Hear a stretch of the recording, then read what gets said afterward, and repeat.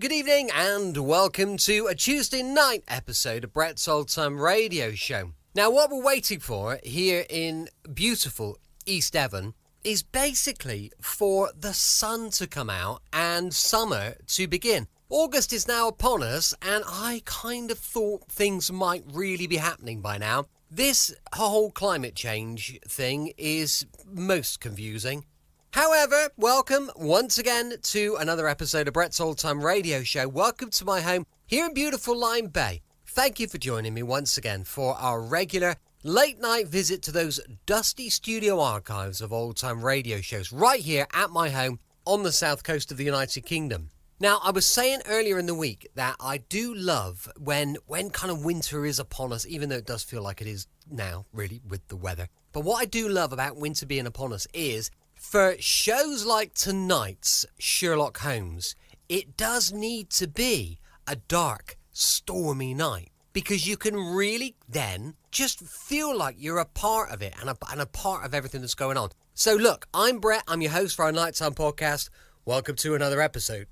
I've got Facebook, Instagram and YouTube. They're all called Brett's Old Time Radio Show. And if you could follow me, I'd love that. That'd be great. Even better would be if you could join my Patreon supporter page. Patreon.com/Brett's Old Time Radio Show. Time now for our latest adventure with Sherlock Holmes and Dr. Watson. Now, this one was first broadcast on the 18th of February, 1946. It's called The Case of the Camberwell Poisoner. Petri Wine brings you Basil Rathbone and Nigel Bruce in the new adventures of Sherlock Holmes.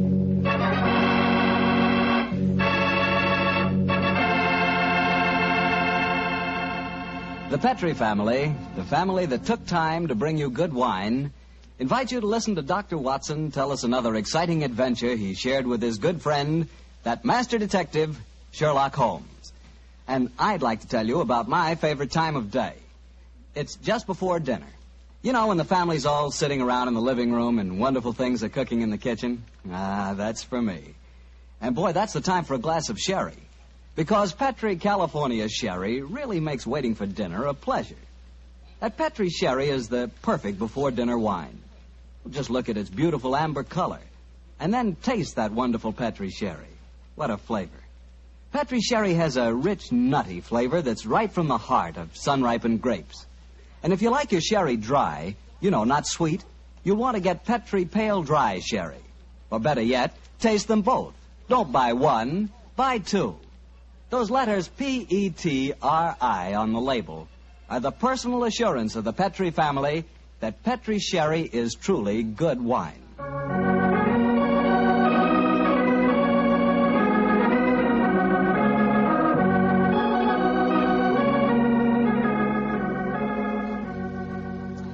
And now it's time to keep the weekly appointment with our good friend, Dr. Watson.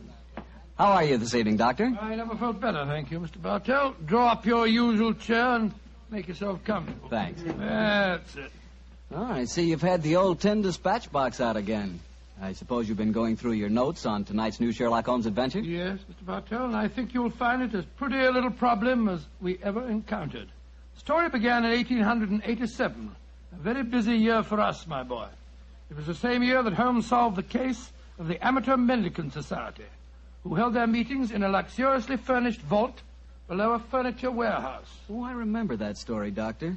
And wasn't 87 the year you both escaped from death in the Paradol chamber? It was indeed. You've got a very good memory, Mr. Bartell. The story I'm going to tell you tonight topped off this unusually exciting year.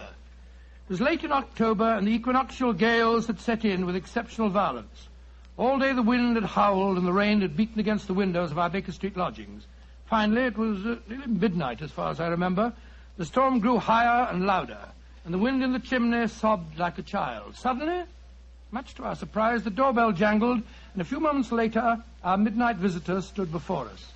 He was a man of about 45, and as he looked about him anxiously in the glare of the lamp, I could see that his face was pale and that his eyes heavy, like those of a man who was weighed down with some great anxiety. And yet when he spoke, his tone was businesslike and almost aggressive. I've come to you for advice, Mr. Holmes. That's easily obtained. And help. That is not always so easy. Help the gentleman off with his coat, will you, Watson? Yes, indeed. Here you are, sir. Let me hang it up for you. Thank you, sir. I heard of you, Mr. Holmes, from Major Prendergast. Oh, yes. He said that you could solve anything, Oh, I'm afraid he said too much. but you've never been beaten. I've been beaten 4 times, sir. 3 times by men and once by a woman. But supposing you sit down and introduce yourself. My friend's name is Watson, Dr. Watson. How do you do, sir? How do you do, Doctor? My name is Lovelace, Edmund Lovelace. And what brings you to me at this hour of the night, Mr. Lovelace? I'm in terrible trouble, Mr. Holmes. You don't know anything about me, but if you'll accept my case, you can save 4 lives. I wouldn't say that I know nothing about you, sir, though it's true that I know little beyond the somewhat obvious fact that, you're single, that you keep a dog, but not a manservant, and that you are much preoccupied with your business, which I take to be some form of insurance. Oh, come. Oh, steady. Now, what is this? Well, Black magic? I'll wager that my friend's right, though. Isn't he, Mr. Lovelace? Perfectly. But I'll be hanged if I can see how he knows It's it. a practical application of logic, sir. The briefcase that you carry might at first indicate a barrister or some other professional man, but your brusque, businesslike manner counteracts that suggestion. An insurance broker who must visit clients at odd hours is the likeliest man to combine that manner with a briefcase at midnight. But the wife and the manservant, and the fact that I'm preoccupied with my business. Your cufflinks don't match, sir. Each is from a different pair. That would suggest preoccupation, and it's a mistake that neither a wife nor a manservant would have allowed to pass. Yes, but how about the dog? Oh, surely that's obvious, Watson. Well, I can't see it. I shall let you ponder on that matter while Mr. Lovelace tells us his problem. Mr. Holmes, are you as interested in preventing a murder as in solving one? Naturally, I am, Mr. Lovelace. Even more so. But please tell me your story.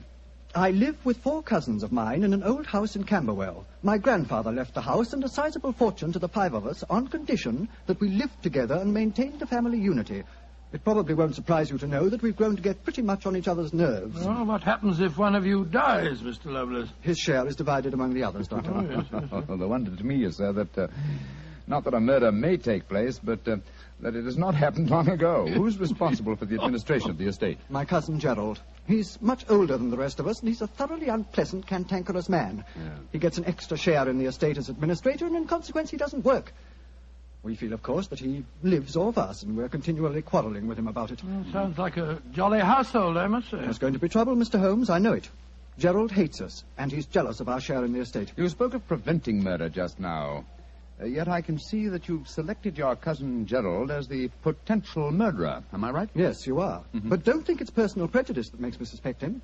I have good reason for doing so. Oh, what reason? This evening, just before dinner, I helped Gerald off with his topcoat and went to hang it up for him. As I did so, I heard a strange metallic clink in one of his pockets. I slipped my hand inside it and found a hypodermic syringe and a small phial of liquid. I opened the phial and smelled it. Gentlemen, it reeked of bitter almonds. Bitter cyanide, eh? And what did you do? I thought of destroying it, but I realized that would put him on his guard, so I replaced it in his pocket. Of course, I warned the others, and we decided that I'd come to you. I have to see a most important client tonight, or I'd have been here earlier. Yes, it seems odd that you didn't come directly to Mr. Holmes as soon as you'd made the discovery, Mr. Lovelace. After all, if a potential murderer is walking about with a pocket full of cyanide, I should have thought that itself was more important than business. Well, Yes, I suppose it might seem so to you, Doctor. Now, that's a most interesting stick you carry, sir. May I examine it? Of course. Here. Oh, thank you. Now I see how you deduced that Mr. Lovelace had a dog, Holmes. There are the marks of the dog's teeth on the stick. Yes, my dear Watson, but these marks under scrutiny give us even more specific information. He's a large dog. You've had him for some years, Mr. Lovelace, and he's now old and feeble.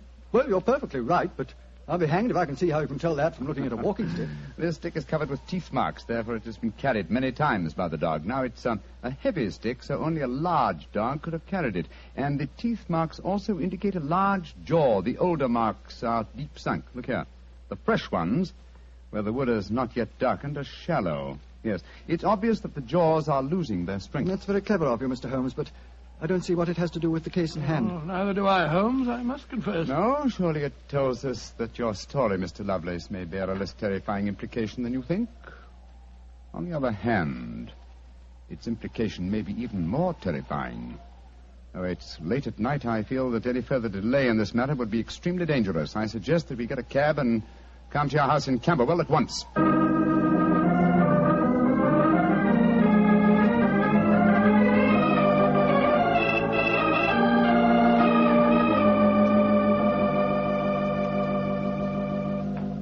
Alice, Randolph, I'm glad you're still up. I was able to persuade Mr. Sherlock Holmes and Dr. Watson to come back with me. Gentlemen, this is my cousin, Alice Harley. How do you do? How do you do, Miss Harley? How do you do? And my cousin, Randolph Lovelace. How do you do? How do you do, How sir? do you do, Mr. I've Lovelace? told him about the whole business, Randolph, so we can all speak perfectly freely. Let's begin by sitting down, shall we? Randolph and I had just finished a little cold supper. We've been to the theatre tonight. Well, Mr. Holmes, I suppose Edmund told you about finding the hypodermic syringe and the cyanide in Gerald's coat pocket. Yes, tonight. indeed. May I ask where your cousin Gerald Lovelace is now? We left the house at 7, but I imagine Gerald went upstairs at 8, as usual. Didn't he, Edmund? On the stroke of 8, Alice. He's very fixed in his habits, Mr. Holmes. He goes up to his room every night at 8. There he reads or works on his accounts and eventually goes to bed any time between 10 and 1. Well, he might still be up. I should like to speak to him a little later. In the meanwhile, may I ask you two young people to tell me quite honestly your feelings about your cousin Gerald? And you might as well be frank. I've kept nothing back. All right. Randolph and I hate him. First of all, we're sure he's jealous of our shares in the estate, and then we... Alice and I want to get married, Mr. Holmes, and Gerald won't hear of it. But you're cousins, aren't you? Only second cousins, Dr. Watson. Gerald is dreadfully conventional. He's threatened us that if we do get married, he'll go to court and try to have our shares in the estate annulled. And from the way the will is worded, I wouldn't be surprised if he could do it. So you can see why we have no great love for him, and why we're afraid of him. Well, he sounds an extremely unpleasant person to me. You mentioned there were 5 cousins in the house. 3 of you are here. Mr. Gerald Lovelace is upstairs. Who and where is the 5th cousin? The 5th cousin is my brother, Gilly. He's something of a tragedy, I'm afraid. You see, Gilly's 20, but he never developed mentally beyond the age of 8. He had a bad fall in the hunting field when he was a kid. He's been like this ever since. Oh, I'm sorry to hear that, sir. But he's the dearest, most gentle boy you've ever met. And, incidentally, the one person in this house who doesn't hate Gerald. The poor fellow doesn't understand the conditions of the will, I suppose. No. But if he did, I don't think it'd make any difference. I swear that Gilly loves every living thing, especially Gladstone. Gladstone is the name of his dog. His dog? Yes. The dog may be the key to this whole matter. The dog? What makes you say that, Holmes? When a man brings a quick and painless poison home to a household containing an old and feeble dog, it's more than possible that he has obtained that poison, quite legitimately, to give the dog a merciful death. To kill Gladstone? Oh, no. After all, Alice, dear, he is old and almost blind But, now. Mr. Holmes, if you think Gerald brought home the poison to put Gladstone out of the way, well, and I admit it sounds perfectly logical, what made you decide to come here tonight? Because I dare not even guess what you may have done by intruding the thought of murder in this situation. Where is your brother Gilly? In his room upstairs, asleep. I wonder if we might go up to him. I should like to talk to him, if you don't mind. And after that, I want a few words with your cousin, Gerald Lovelace.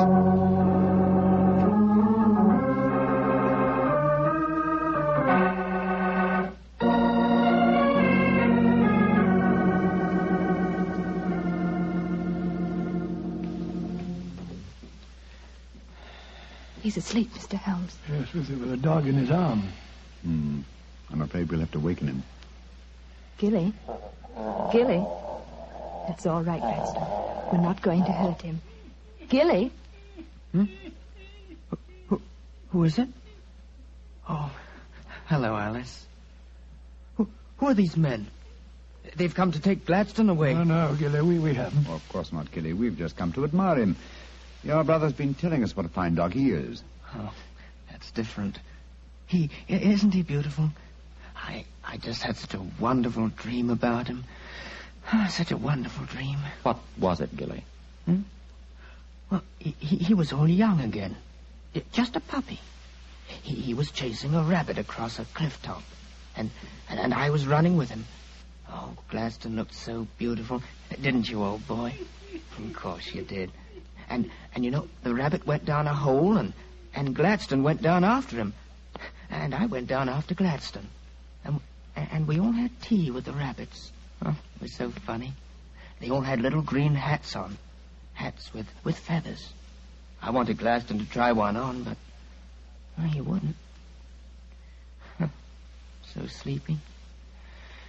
Come on, Gladstone. Let's go back to the tea party. Okay. His world may be a great deal more pleasant than ours, Watson. That's what I'd like to think, Mr. Holmes. Now I'd like to have a few words with your cousin Gerald. His room's at the end of this corridor. I'm afraid Gilly wasn't much help to you, Mr. Holmes. On the contrary, young lady, he told me exactly what I wanted to know. Here we are. This is Gerald's room. There's no light under the door. He must have gone to sleep. I'm afraid we must waken him, too. Must be a heavy sleeper. But he isn't. He's a remarkably light one. Come on, let's go in. Strike a match, will you, old fellow? Right you are. The gas mantel's at the head of his bed, Dr. Watson. Yeah. Well, he's lying on the outside of his bed. He must be... There's blood on the pillow. Great Scott, Holmes. The back of his skull smashed in. He's been murdered. Oh, no! Horrible! Yes, Watson, but not by the blows on his head. Look here on the table by his bed. A hypodermic syringe and a broken file. Yes, a broken file. Reeking of bitter almonds. Poor devil. Well, I won't pretend I liked him. But what a ghastly way to die. All they that take the sword shall perish with the sword. So the scriptures say, Mr. Lovelace. The very suspicion of the killing has brought murder to pass. Well, it's too late to prevent it. Our job now is to find the killer and see that he's brought to justice.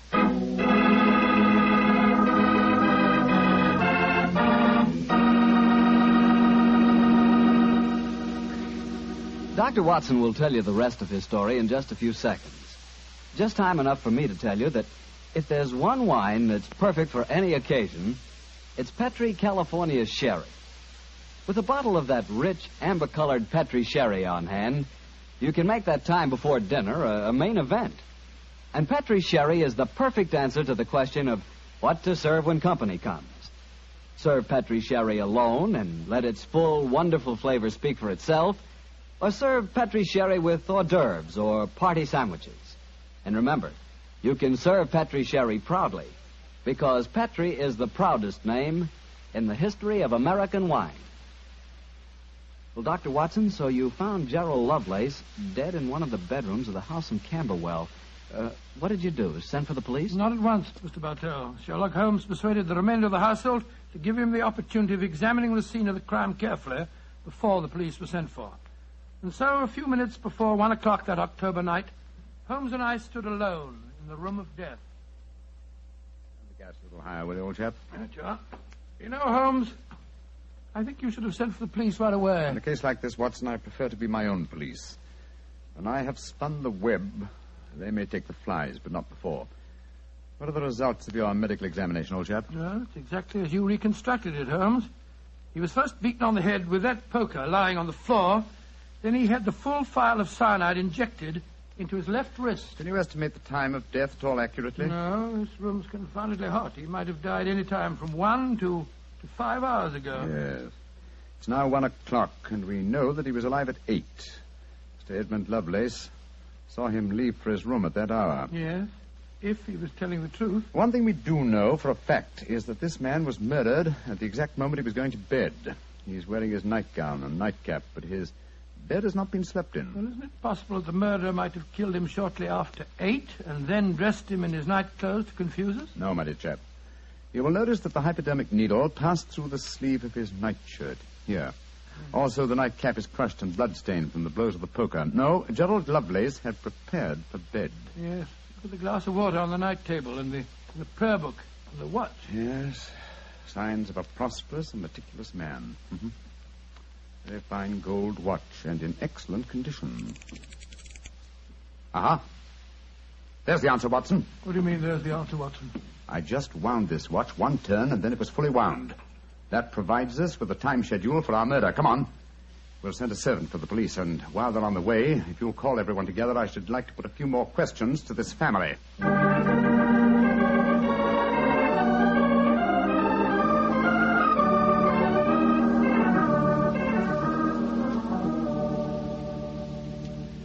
Before the police arrive, I should like to hear your statements again very carefully, if you don't mind.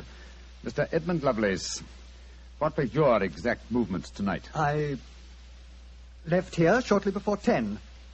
From 10 o'clock until the time I came to Baker Street, I was with my client. His name and address, please. Derek Waterlow, 39 Onslow Square, South Kensington. Thank you. Make a note of these, will you, Watson? All right, you are, Holmes. You, Miss Harley, and you, Mr. Randolph Lovelace, went to the theater together. Can any independent witness testify as to your movements? Well, yes, Mr. Holmes. We went with friends. The Grant Moresbys. They live at the Clarendon Hotel off Charing Cross. What time did you leave this house? Well, it was about 7:45, wasn't it, Alice? Yes. And after the play, we went to the Café Royal for a little refreshment with our friends and then came back here. I see. And what time did you arrive back at this house? Just a few minutes before midnight. I remember the grandfather clock in the hall striking just as we went into the drawing room. And your brother Gilly, sir. I hate to waken him again. Have you any idea of his movements tonight? Well, he never goes out after dark, Mr. Holmes. But I spoke to the cook as we came in tonight. She says that he played cards with her until just after 10 o'clock. He was fast asleep when I looked in on him shortly after midnight. Thank you. You've made a note of all these facts, Watson? Yes, Holmes, I got them all down. Good. Then let's be on our way to Baker Street. But the police, Mr. Holmes, they're on their way. I know. Please give them my regards, will you?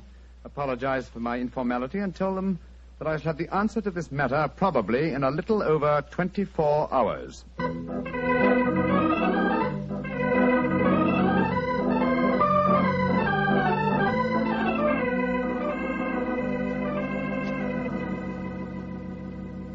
Holmes, here it is well after midnight. You haven't done a thing on the Camberwell case. No, but you have, old chap. You've checked on all the time alibis and found them valid. I'm much obliged to you. Inspector Lestrade was here tonight, you know, and he made some pretty caustic remarks, I can tell you. Oh, didn't you inform him that I'll have the answer to the problem before many hours have passed? I did, but you know, Lestrade, he wanted action. He shall have it. Is the watch still running? Yes, there's another thing. What'll Lestrade say when he finds that you took the dead man's watch? I've no idea. Oh, why did you take it anyway? You sound sleepy, old chap. Yes, I am confoundedly sleepy. Well, why don't you go to bed? Oh, what are you going to do? Continue my vigil with my pipe and the watch of a dead man.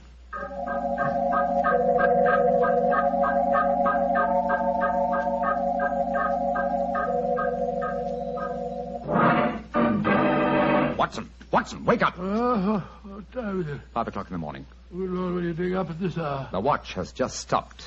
I'm about to rewind it. What are you rewinding it for, Holmes? You waited over 24 hours for it to unwind. When I know how many turns it takes to wind it fully, I shall have the answer to the whole business. 10, 11... You're being confoundedly mysterious, as usual. 14 turns, and the watch is fully wound. Get your clothes on, old chap. Well, where are we going on this hour? To the house in Camberwell. Now I know who murdered Gerald Lovelace.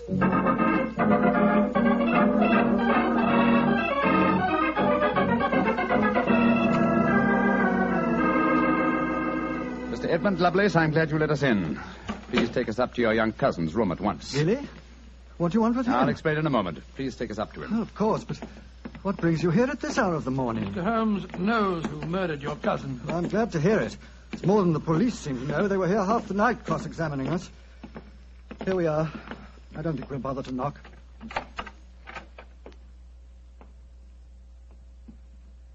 Gilly? Gilly? I'm awake. We heard you coming up the stairs, didn't we, Gladstone? It's the same man again. You're not going to take Gladstone away, are you? Please don't take him away. Don't worry, Gilly. We're not going to touch him. Oh, that's all right, then. Oh, Gilly, Yes, you really love that dog, don't you? of course I do. More than anything or anybody. I believe you'd even kill a man who tried to hurt Gladstone. Wouldn't you? Oh, yes, sir. I would. Gilly! No. Great Scott. Gilly, I don't think you'd really kill a man. I don't think you could. Couldn't I, though? How would you kill him? I'd hit him first. I'd take a poker and hit him on the head so he couldn't fight back. And then I'd take the nasty needle he told me he was going to stick in Gladstone, and I'd fill it full of that water he showed me, and I'd stick it in him. That's what I'd do. Then he'd be dead. And he couldn't hurt my Gladstone anymore. Not ever. Let's leave him, shall we? Goodbye, Gilly.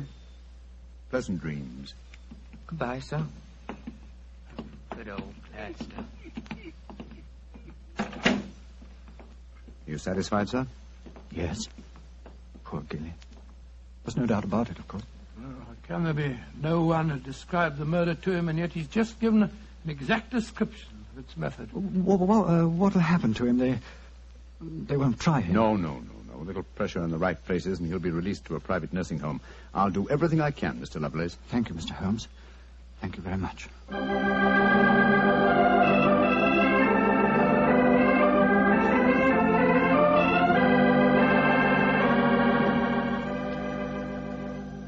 Well, Holmes, now that we're back in Baker Street and the whole depressing case is finished with, perhaps you'll tell me how you knew that Gilly had committed the murder. Well, consider the time schedules, old fellow. You checked the alibis of the other cousins and found them satisfactory. That meant that Alice Harley and Randolph Lovelace could have committed the crime only at midnight.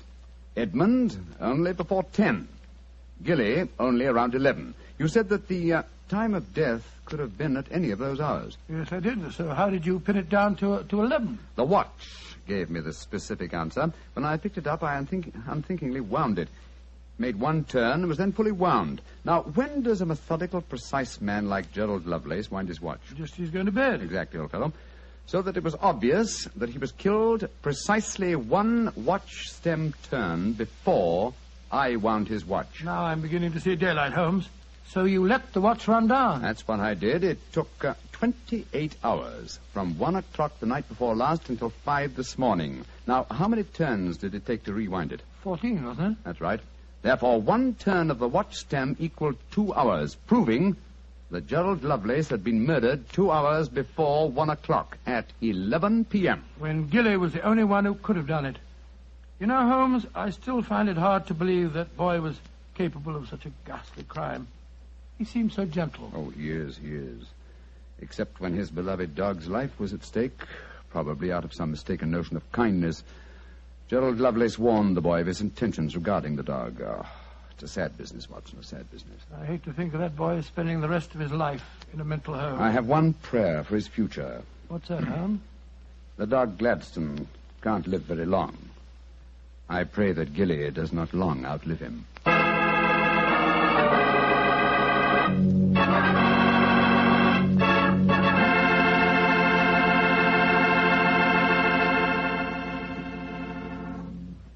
Doctor, that was a remarkable bit of deduction on the part of Mr. Holmes. Yes, extremely clever, wasn't it? Of course, if I may say so, I was of some small help myself. Small help?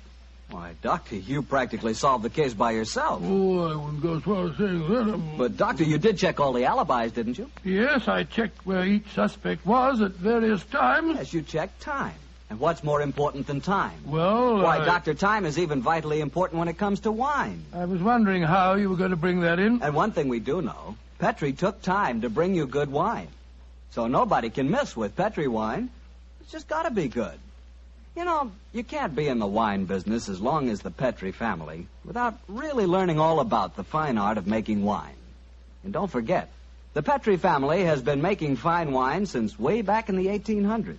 So, naturally, they've been able to hand on down, from father to son, the result of generations of experience at turning luscious, sun-ripened grapes into fragrant, delicious wine.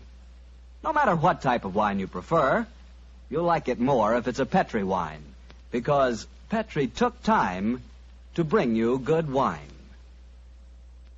Well, Dr. Watson, what new Sherlock Holmes story do you plan to tell us next week? Well, now, next week, Mr. Bartell, I'm going to tell you a most unusual adventure that Holmes and I had when we were attending a performance at the Opera House in Rome. It concerns a famous singer who lost her voice, an understudy who was nearly lynched, and a murder that baffled the police. I call it The Adventure of the Terrifying Cat. Well, that's a story we've got to hear. Thank you, Mr. Bartell. And before you go, I want to talk to our friends about their war bonds. You know, during the war, the best investment we could find was a United States war bond. And for my money, they're still a great investment. They're called United States savings bonds now, and only the name is changed. Savings bonds are sold in the same denominations and give you all the same advantages. And you can buy savings bonds at the same places, at your bank or your post office or through the payroll savings plan. So invest all you can in United States savings bonds, because you cannot find a better or a safer investment.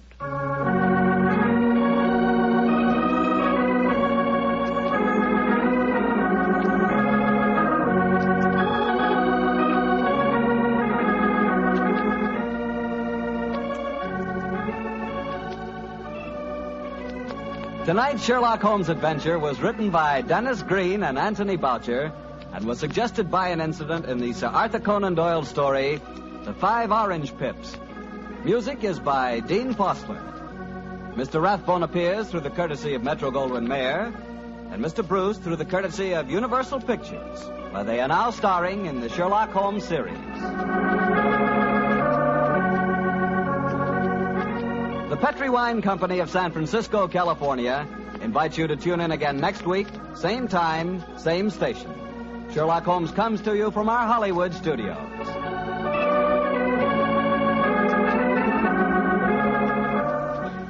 This is Harry Bartell saying good night for the Petri family. Welcome back. Hope you enjoyed our latest adventure with Sherlock Holmes, Dr. Watson. Don't forget, we're going to be back tomorrow with Rocky Jordan, going live at 5 p.m. GMT. You can email me on brett@tourdate.co.uk, and as I mentioned earlier, we've got a supporter page, patreon.com/Brett's Old Time Radio Show. Thanks for listening. I'll be with you 7 days a week, each and every week, and I'll see you next time on Brett's Old Time Radio Show. Love you. Bye.